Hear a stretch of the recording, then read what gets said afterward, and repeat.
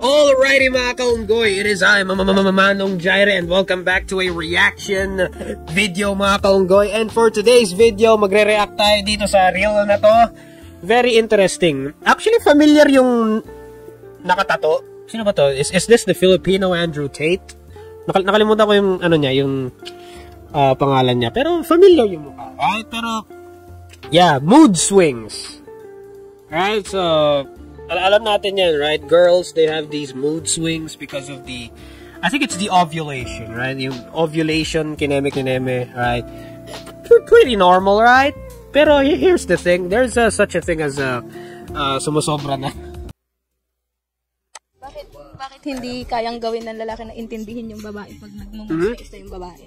Kasi una, ano ang ROI namin? Ano ang mapapala namin? Eh, di ba girl nyo yun? Girl nyo sila. So, dapat iintindihin nyo sila kasi may mood swings. Kasi ang attitude kasi ng babae, parang natural yan eh. Na, yeah, tama naman. Swings, especially pag may period like that. Okay. So, nakukonfuse ako na bakit hindi nyo kailangan mag-adjust. Eh, at the first place naman, babae nyo sila. Nag-a-adjust na nga kami. Alam niyo paano kami mag-adjust? Hindi namin kayo kausapin. Then, pag hindi namin kayo kinakausap, pag hindi namin kayo kinakausap, tsaka nyo sasabihin na, mag-adjust naman kayo. Ang natural na attitude kasi ng babae na, pag hindi mo siya kinakausap, pag sinabi niyang wag mo siyang kausapin, hindi mo talaga siya kakausapin. Parang mali. Yeah! Yun nga eh! May mga babaeng nagpapalambing like that na, Hindi ba't matanda ka na para sabihin dapat yung gusto mo? Ba't isipin mo ha? Whoa! Shit! Sheesh! Now that's a rebuttal.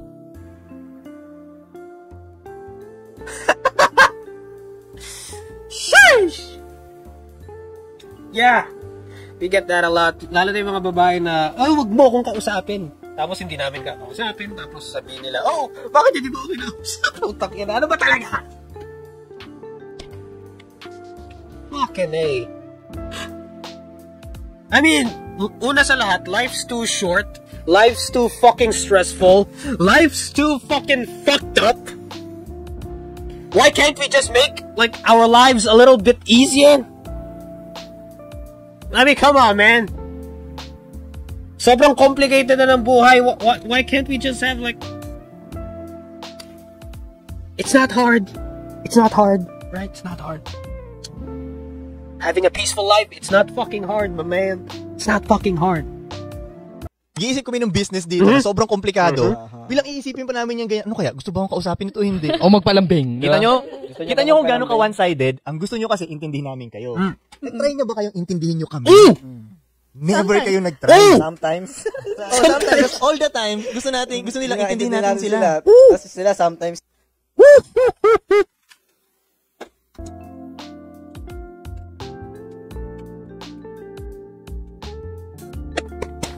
Real talk, my man. Real motherfucking talk. Shit. Sheesh. That's how it's done. Now that's a rebuttal. Shit. God damn. Lupit. Very good. Now that's a reply. That's a rebuttal. Shit. Ayun na mga kaunggoy. And, ayun, so, mood swings. I mean, hindi naman tayo perfect lahat, no? So, hindi ko naman sinasabi na, dapat lahat ng babae walang mood swings. Dapat lahat sila, like, completely, okay yung mood all of the time. No, I'm not saying that. It's just that, pag may nararamdaman kayong, like, mood swing, just tell us what to fucking do. Just like, keep it fucking simple. Hindi yung, nagkaka-mood swing ako. Tapos, i-comfort kayo ng lalaki. Tapos, wag mo akong kausapin. Tapos, biglang hindi ka kakausapin ng lalaki. Bakit hindi mo ako nakausap? Make up your goddamn mind, motherfucker. Ayun nga, tulad nga ng sinabi sa video, ang dami naming iniisip. Tapos, nagustuhan ko yung una yung sinabi, ano yung ROI namin. Ano mapapala namin and everything, di ba? You know. Like, sumasakit na nga yung iba nga sa amin, mga kaunggoy, right? Yung iba sa amin dito, sumasakit na yung dibdib namin, yung batok namin, itong ugat dito. Minsan, alam niyo yung pakiramdam na para kayong may stiff neck. Tapos, i-check niyo yung blood pressure niyo. Nasa 140 over ano lang pala, no? Yung blood pressure, ganun. High blood lang pala, ganun. Tapos minsan, sa sobrang stress, sumasakit yung dibdib. Tapos, nagnanumb yung left arm nyo. Ewan ko kung naramdaman nyo na yun sa sobrang stress. Nagnanumb yung mula dito hanggang dito. Tapos, yun ang lamig ng... Tapos dadagdag pa yung mga ganyan, di ba? Like, tas lalo na may mga ibang lalaki na hindi sila the same kasi lahat tayo may kanya-kanyang stress threshold. Hindi porket etong taong to kayang mag-handle ng sobrang daming stress, hindi ibig sabihin na siya din kaya din mag-handle ng sobrang daming stress, right? Lahat tayo may kanya-kanyang threshold, hindi tayo magkakapareho.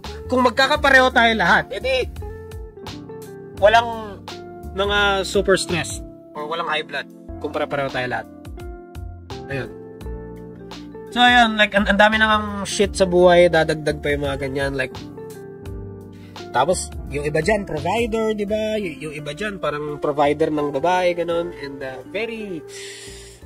come on, man, like, just keep it simple, alright? Huwag na kayo magdagdag ng stress, please lang. Lalo na yung mga working student, tapos, may kilala akong working student noon, tapos, may jowa siya.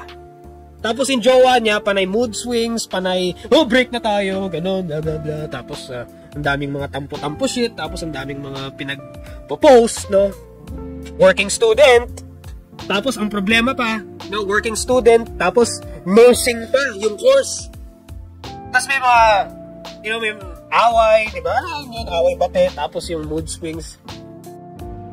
Shit, man, like, ang dami nang stress ng guy. Dinadagdagan mo pa, putang ina.